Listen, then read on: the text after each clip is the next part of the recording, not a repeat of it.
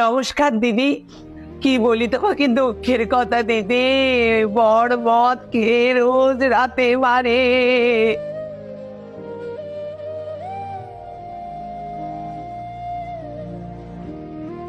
আমি ঘুমাতে পারি না দিদি। মিথ্যে কথা বলিস না মিনতি, আসল কথাটা বল দিদিকে। রাত ভোর মদ গিলে তুই তো তোর বরকে পেটাস। নমস্কার দিদি, আমি এসেছি কারণ আমার বাড়িতে ফ্রিজ, আলমারি, টিভি কিচ্ছু নেই। শুনেছি দিদি নাম্বার 1-এ দেওয়া হয়, তাই এসেছি। এইরকমই মনের জোর যেন সবসময় তোমার থাকে এই কামনা করি। ও তোমরা একটু চুপ করবে। রচনা দিদি, তুমি আমার কথা শোনো।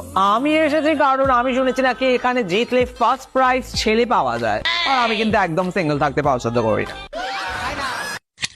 তোমরা একটু চুপ করো তো, আমি বলবো। নমস্কার দিদি। হ্যাঁ, তোমাকে আর কি বলি, আমার বাড়িতে এখন খুব অভাব চলছে। আমি ঠিক করে খেতে পর্যন্ত পাচ্ছি না, নুন আনতে পান্তা ফুরোচ্ছে তো। এই সময়টা তো খুব খারাপ সময় ছিল। বাবা গো, কি মিথ্যেবাদী, কি মিথ্যেবাদী। দিদি তুমি জানো না, তুমি যটা সিনেমা করনি তার থেকে বেশি ভরি গয়না ওর কাছে রয়েছে, জিজ্ঞেস করো।